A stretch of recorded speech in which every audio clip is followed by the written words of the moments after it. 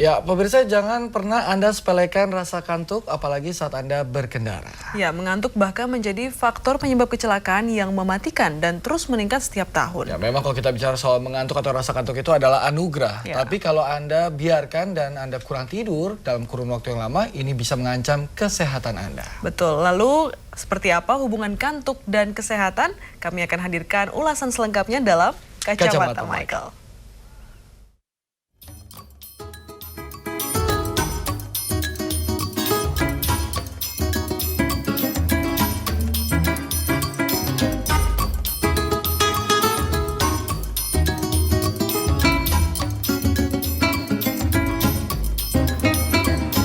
Pemirsa, rambu lalu lintas yang ada di depan saya ini bukan hanya hiasan belaka. Anda patut mempertimbangkannya, khususnya jika Anda mengemudi dalam kondisi lelah atau mengantuk.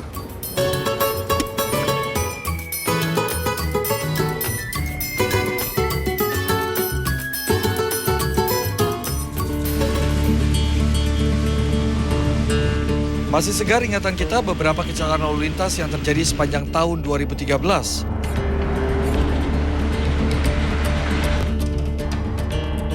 Bahkan minggu dini hari lalu, kecelakaan mobil dialami oleh putra bungsu musisi Ahmad Dhani.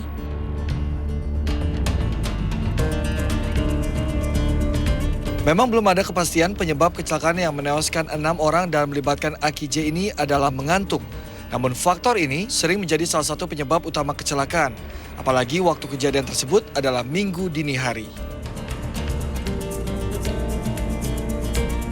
Memang berdasarkan catatan kepolisian pada operasi ketupat tahun 2011, angka tertinggi penyebab kecelakaan adalah faktor mengantuk, yaitu sebanyak 184 kasus.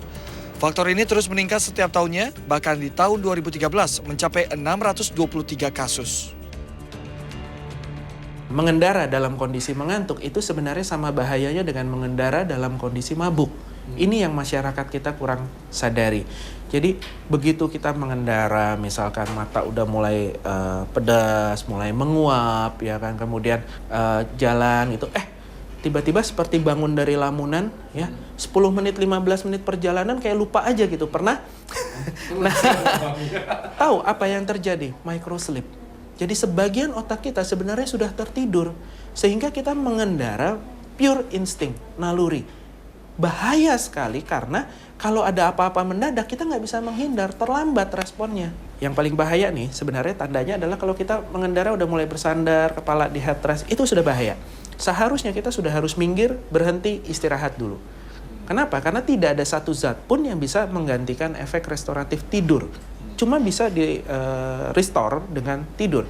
Tertidur jelas bahaya, tapi mengantuknya saja sudah bahaya. Kenapa? Karena kemampuan konsentrasi, kewaspadaan, refleks mengendara kita itu udah buruk.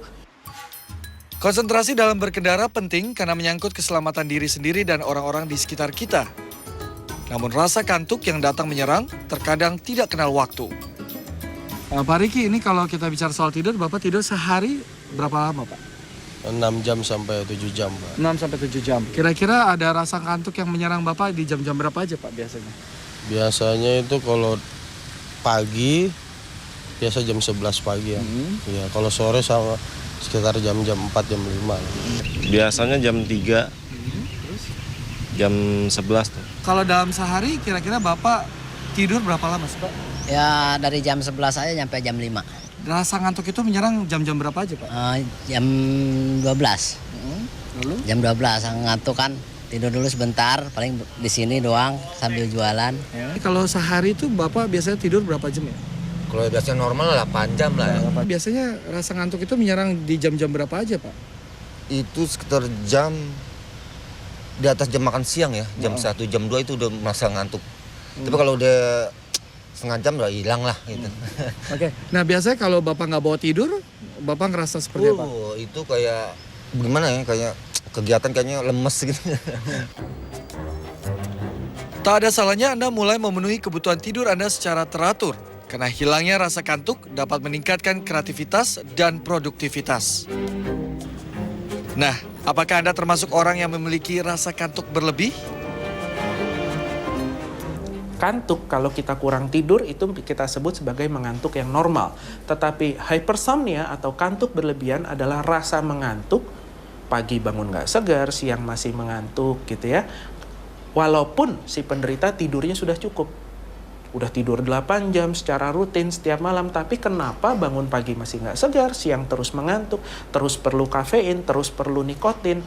Ini tanda-tanda tidur yang tidak sehat. Si penderita mengalami kualitas tidur yang buruk. Nah, otak yang sudah lelah tetap akan lelah.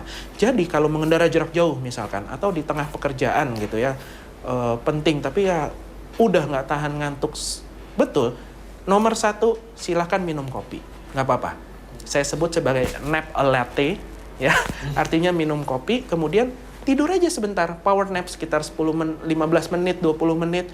Begitu kita bangun, kafeinnya mulai kick in, mulai bekerja. Karena kafein bekerja setelah 30 menit dikonsumsi, ya. Dan kita sudah mendapatkan efek restoratif dari tidur. Sehingga kita bangun bugar, segar, kita bisa produktif lagi. Jadi untuk kesehatan yang sempurna, kita butuh 3 faktor. Gizi yang seimbang, olahraga yang baik, dan dasarnya apa? Tidur yang sehat. Penelitian terbaru melihat pada wanita yang sehat, ya, langsing, olahraganya rajin, gizinya terjaga, yang durasi tidurnya kurang dari 7 jam setiap harinya, ini mempunyai resiko terkena kanker payudara 47% pada wanita. Sedangkan kalau pada pria tentu saja kankernya berbeda, mungkin kanker prostat, kanker usus besar, ya.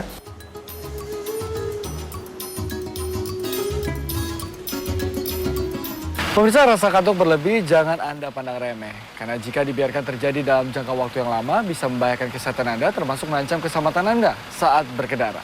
Demikian Kacamata Michael untuk saat ini. Kita akan jumpa lagi dengan topik berbeda minggu depan. Jadi simak terus Kacamata Michael.